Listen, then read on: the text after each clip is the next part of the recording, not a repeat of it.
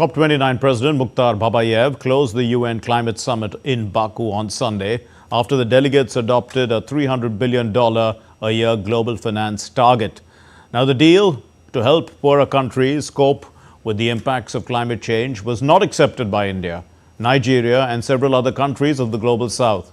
The amount falls well short of expectations. Here's the report. COP29 concluded in Baku with a deal under which developed countries and the EU are required to provide at least $300 billion per year by 2035 for climate finance, an increase from the previous $100 billion per year. The funds will come from various sources, including government budgets, private sector investments, and potential global taxes on industries like aviation and maritime. We had many difficult conversations. We never stopped pulling you together.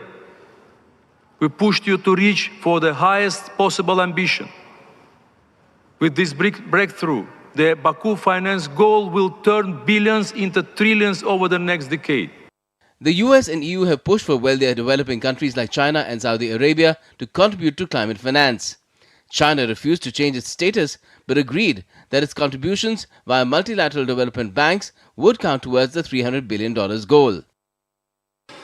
And we have worked hard with all of you to ensure that there is significantly more money on the table. We're tripling the 100 billion goal, and we feel it is ambitious, it is needed, it is realistic, and it is achievable. Developing countries have also been encouraged to make voluntary contributions. There were disagreements among developing nations on fund allocation. The least developed countries and the Alliance of Small Island States had specific financial demands that were not included in the final deal. A report on boosting climate finance for these nations is expected at the next COP in Brazil in 2025.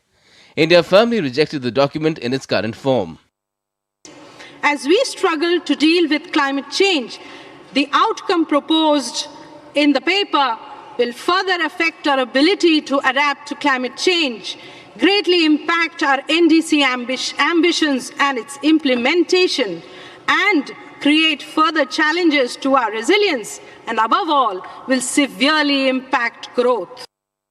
The promise to transition away from fossil fuels, a key achievement of COP28, was not reinforced in the final deal.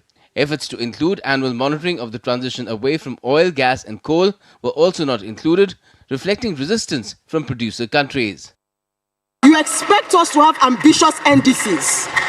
The NCQG was supposed to enable us to have realistic finance goals. $300 billion is unrealistic. Let us tell ourselves the truth. This is 3 a.m. and we are going to clap our hands and say this is what we're going to do? I don't think so. The COP29 deal includes an ambitious goal of delivering at least $1.3 trillion per year by the next decade to meet climate needs, as estimated by UN experts. The hope is that the $300 billion commitment will catalyze private investments to reach this target. But the Global South feels this is too little, too late.